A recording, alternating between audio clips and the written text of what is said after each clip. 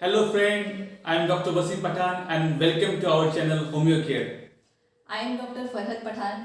We have been practicing homeopathy since 13 years, and purpose of our channel is to share our knowledge of homeopathy, especially with the students and beginners, so that you can understand how to form the rubrics, how to observe the patient, how to enter into the case, and finally how to find the similimum.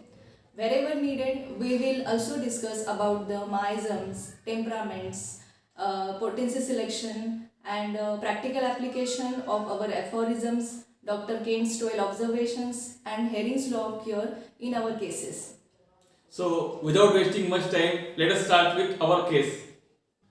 Hello friends, I am Dr. Wasim and today I am going to share a case of chronic cracked foot. A 58 years old male patient come with complaints of bilateral cracked foot. The patient जो था तो उसे साल भर ये complaint रहती थी, मगर विंटर सीजन में उसके कंप्लेंट बढ़ जाती थी। जो क्रैक्स थे वो काफ़ी डीप थे दोनों सोल्स पे, और हिल्स पे भी उसको बड़े बड़े क्रैक्स थे, ब्लीडिंग क्रैक्स थे और पेनफुल थे। पेशेंट जब चलता था तो क्रैक्स काफ़ी पेनफुल होते थे। जब मैंने उसको पूछा कि वो कैसे किस चीज़ से उसको रिलीफ मिलता है, तो उसने बताया कि जो वार्म वाटर से उसको रिलीफ मिलता है।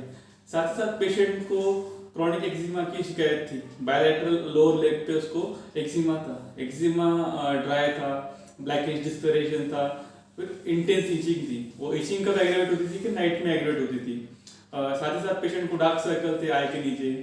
जो क्रॉनिक ओपेंस यूरिन थी, यूरिन की कंप्लेंट उसको बहुत सालों से थी, उसकी स्मेल आना, बदबू आना, ऐसी कंप्लेंट्स थी। पेशेंट को पास्ट हिस्ट्री थी सर्वाइकल लंबार स्पॉन्डिलोसिस की सिंस 24 इयर्स।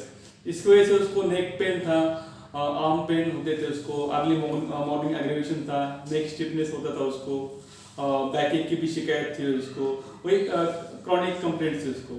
और फैमिली हिस्ट्री में उसके फादर को एस्थमा की शिकायत थी।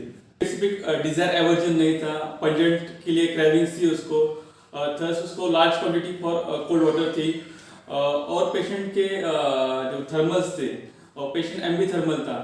जब फर्स्ट टाइम मेरे क्लिनिक में आया तो उसके वाइफ के लिए आया था कि उसके वाइफ को जो कंप्लेंट्स थी ऑस्टियोआर्थराइटिस की, तो उसके वाइफ ने उसको सजेस्ट किया कि आप भी बता लो।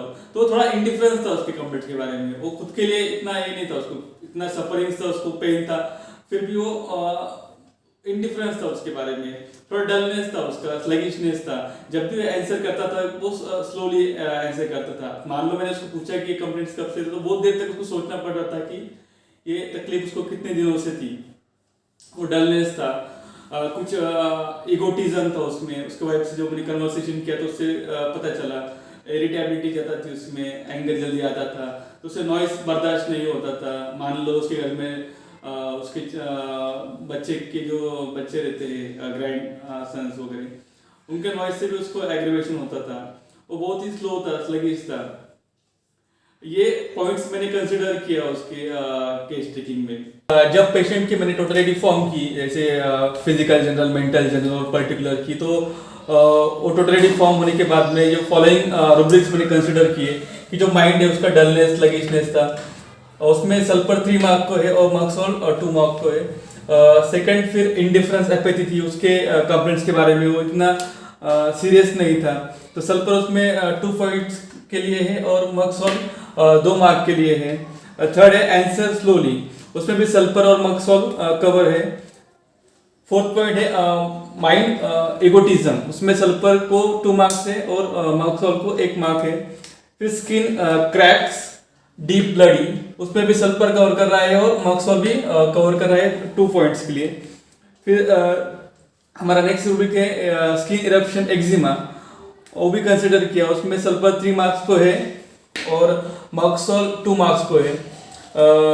और आखिरी रूब्रिक था यूरिन ओडर ऑफेंसिव, उसकी यूरिन ऑफेंसिव थी, तो उसके लिए 3 मार्क्स सल्फर को थे और 2 मार्क्स मक्सोल को थे। तो वैसे देखा गया तो सबसे ज़्यादा मार्क्स सल्फर को थे, 7 रूब्रिक कवर कर रहा था और 17 मार्क्स थे, और मक्सोल को 7 रूब्रिक कवर कर रहा था और 14 मार्क्स थे। जो मेरा फर्स्ट डिस्क्रिप्शन था वो सल्फर ही था, मगर सल्फर से उसको इतना रिलीफ नहीं मिला। तो बाद में मैंने जो मेडिसिन मेरी चेंज की, मक्सोल दिया, तो पेशेंट को एक मंथ्स के अंदर अच्छा रिजल्ट मिलना शुरू हुआ और 2 मंथ्स में उसके लगभग 70 to 80% उसका जो क्रैक फुट था और एक्जिमा था वो भी कंप्लेंट्स कम हो गया। उसकी यूरिन जो ऑफेंसिव थी वो भी कम हो गई और साथ ही साथ उसके जो नेक पेन थे, जो स्पॉन्डिलोसिस के सिम्टम्स थे, उसमें भी काफ़ी इम्प्रूवमेंट पाई गई। तो ये मेरा केस था, इसके मैं फोटोग्राफ्स आपको इसमें शेयर करता हूँ मैं आपको। Thank you. आई होप कि आपको ये मेरा वीडियो पसंद आया हो।